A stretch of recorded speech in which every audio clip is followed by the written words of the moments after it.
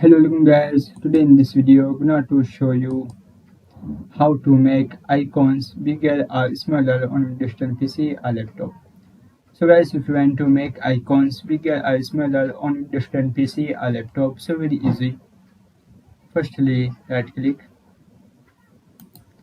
click on view, and if you want to large icons, so click on large icon. That is.